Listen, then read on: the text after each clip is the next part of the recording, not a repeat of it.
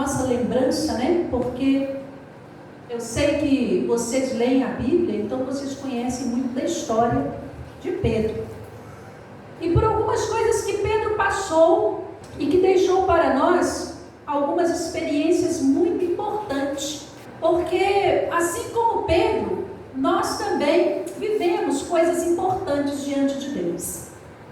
Nós conhecemos que Pedro é aquele pescador, filho de pescador, que foi chamado por Jesus no início do ministério dele, junto com outros irmãos, junto com outros pescadores, e dali começou a se formar ali aquele colegiado, né? Aqueles irmãos que estariam mais próximos de Jesus, chamados de discípulos, né? Chamados daqueles que iriam seguir a Jesus, porque a cada um deles Jesus deu apenas uma palavra. Jesus olhava e dizia: vem e segue. Então o discípulo é aquele que segue, e ali Pedro foi um destes 12 escolhido, um desses 12 que foi escolhido pelo Senhor. Uma característica muito importante na vida de Pedro é ser escolhido. E hoje, quando estamos aqui ouvindo a abertura, o irmão Galvão já falou de nós sermos escolhidos. Quando nós estamos aqui louvando e cantando, nós também já sentimos que nós somos um povo escolhido, não é? Porque nós cantamos e falamos que somos escolhidos. Nós somos escolhidos por Deus. Nós também fomos chamados pelo Senhor. E isso nós temos então de, vamos dizer, né, comum com o nosso personagem chamado aqui de Pedro.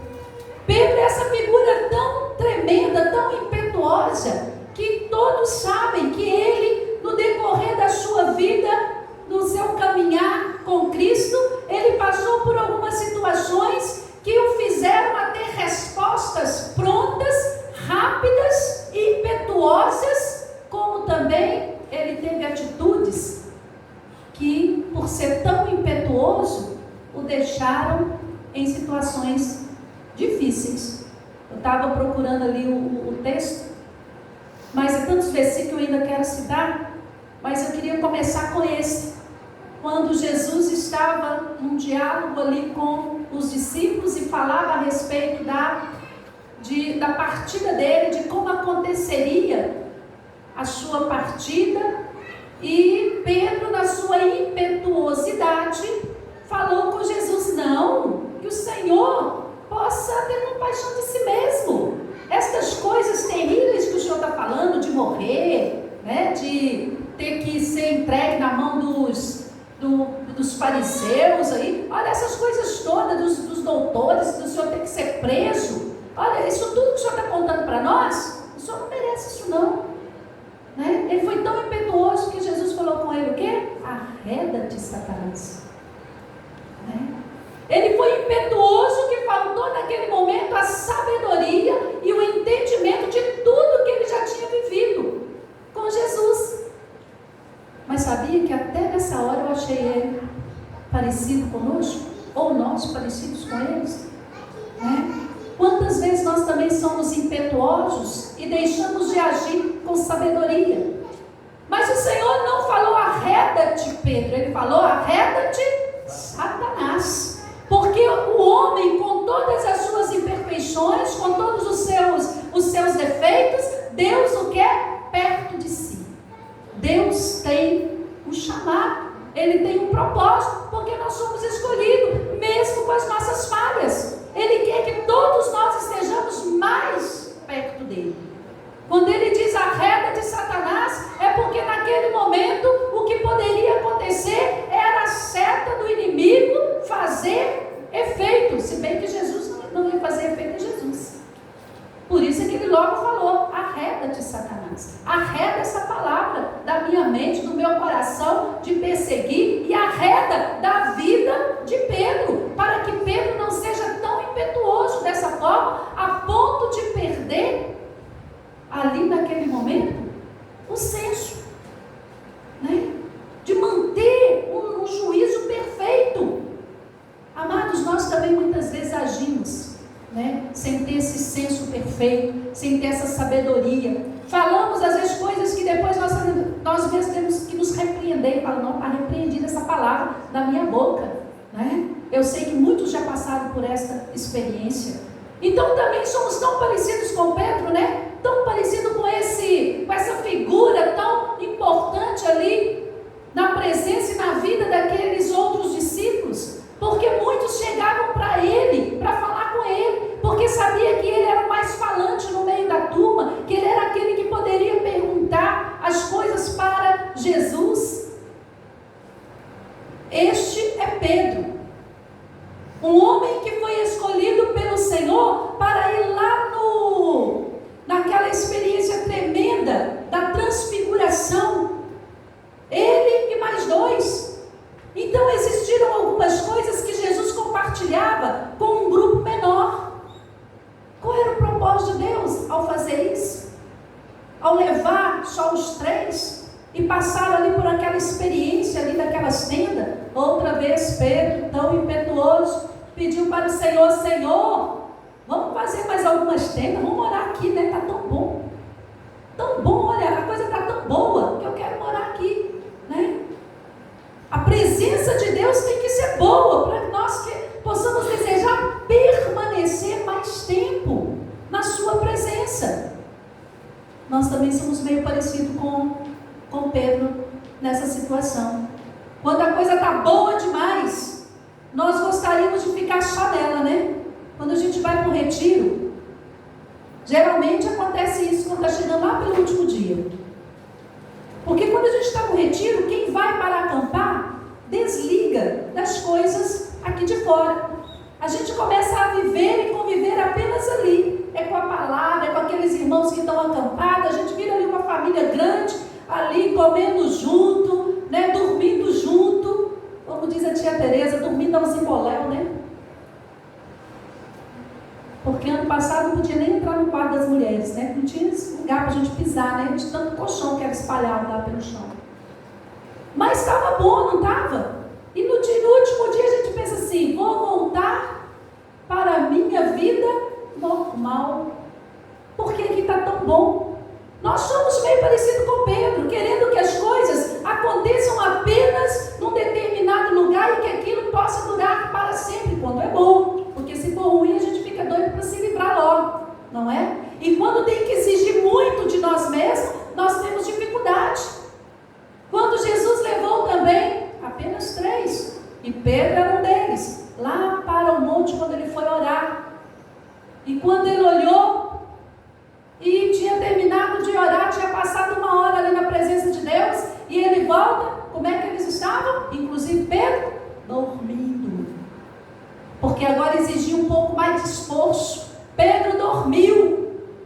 Pedro não conseguiu vigiar uma hora com o Senhor, e o Senhor o repreende. Fala assim: olha, vocês não estão conseguindo orar nem uma hora. Será que essa palavra também não é para nós?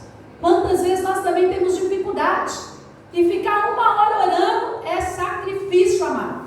É sacrifício. Lembro-me da época que era mais fácil fazer-se uma vigília onde muitos oravam. Falava agora com o pastor Gilson. Ele fez uma vigília lá na igreja e ele falou assim: olha, orar a noite toda não é fácil. E ter gente que venha para orar a noite toda, mais difícil ainda. Porque as pessoas não conseguem mais.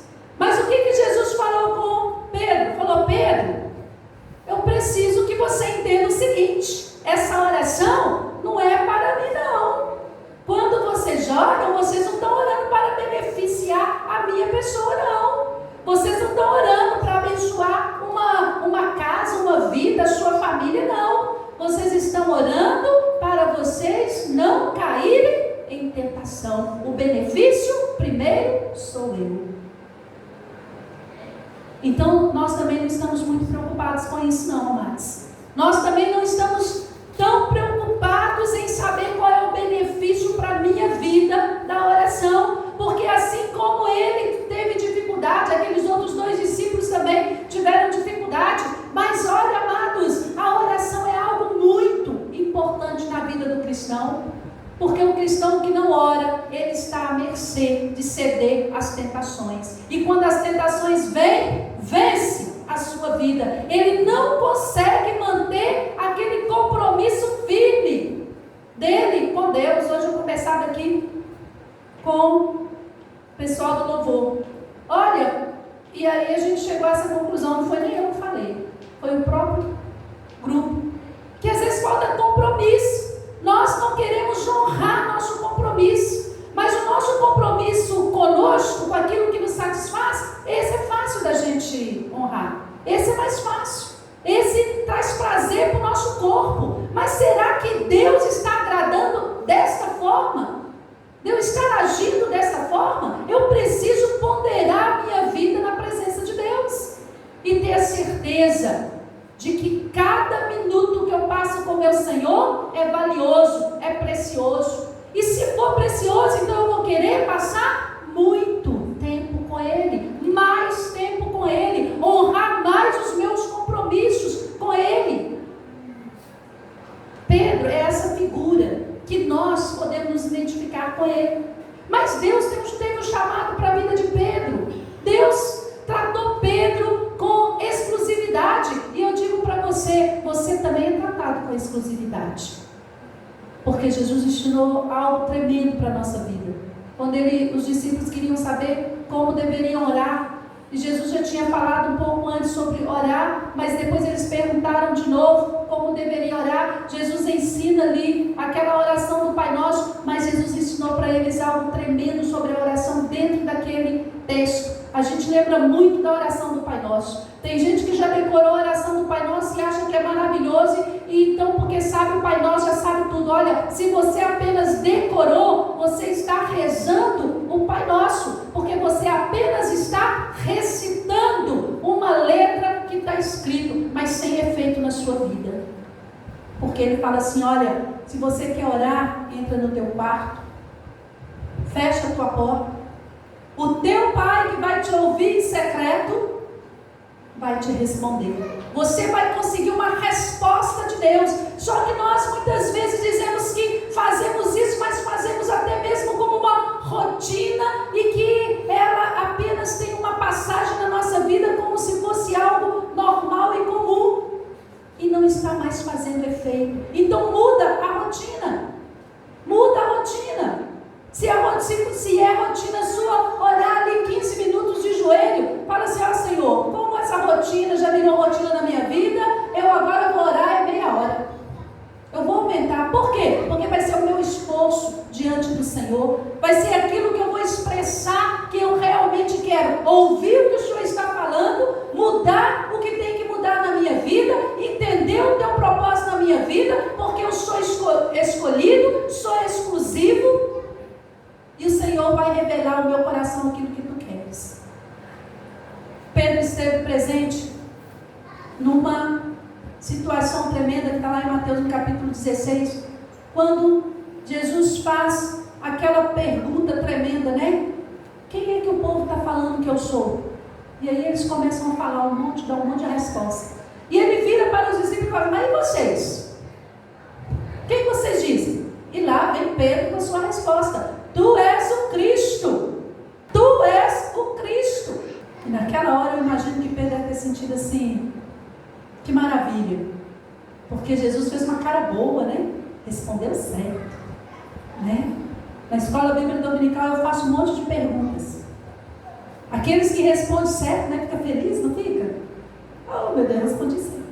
Aqueles que respondem errado ficam com medo de participar de novo, com medo de errar. A gente não pode, não, a gente tem que estar sempre participando. A gente deve ter uma resposta, sim, né, diante daquilo que eu estou aprendendo. Mas Pedro também ficou tão feliz, porque ele deve ter pensado assim, acertei, essa eu acertei, né? Aí Jesus vira para ele e fala assim, pois é Pedro, sabe por que você falou certo? Porque quem te revelou foi Deus. Olha como é que nós também parecemos com Pedro. Olha Pedro, você não sabe nada. Para você falar alguma coisa e acertar, quem revela o seu coração é Deus. O meu Pai revelou a você que eu sou o Cristo. Por isso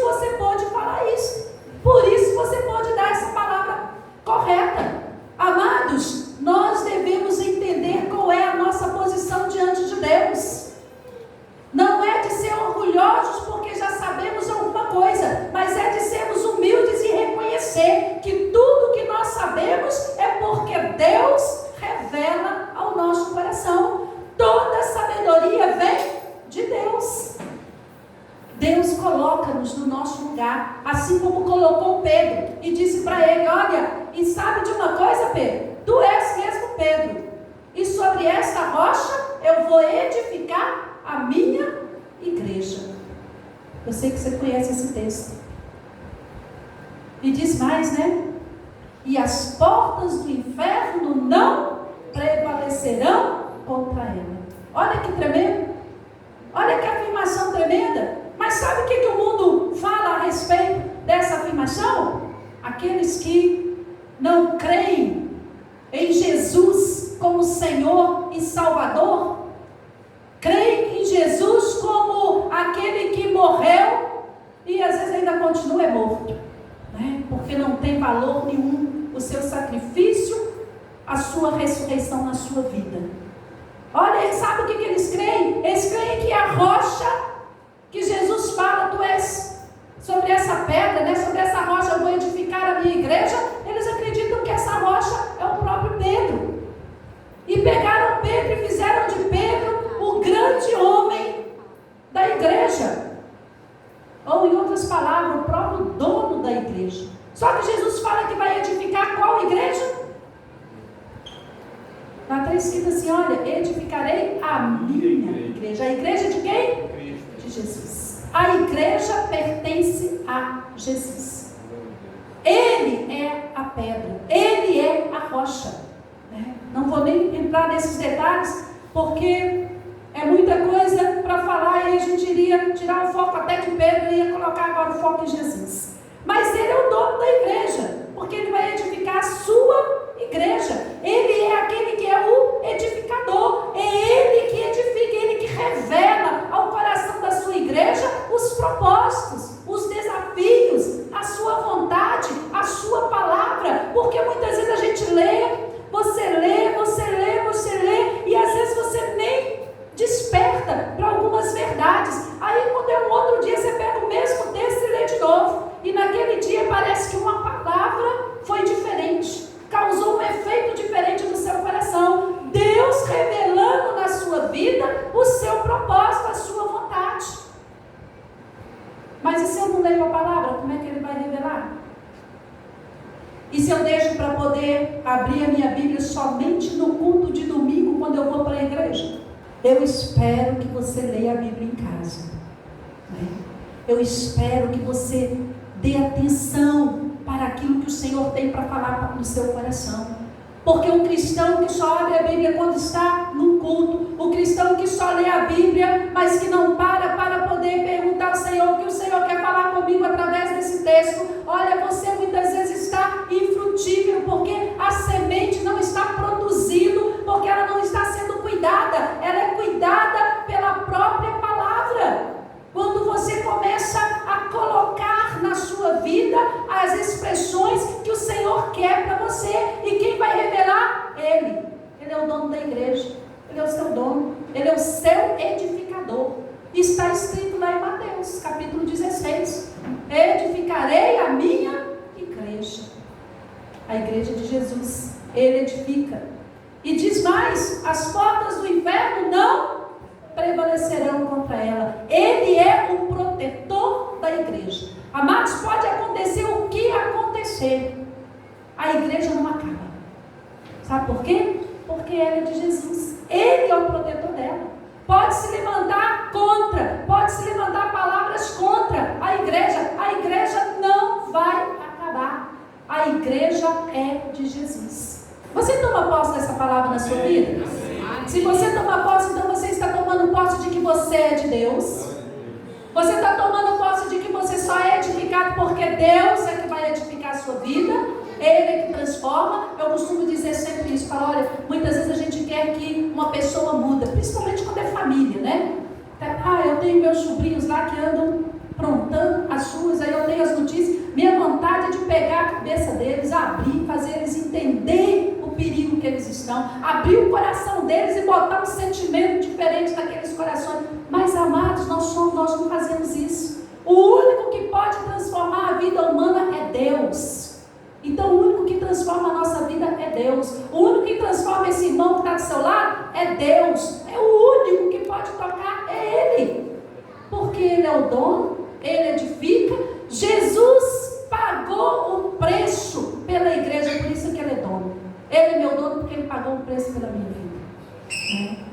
E a outra coisa, não tenha medo.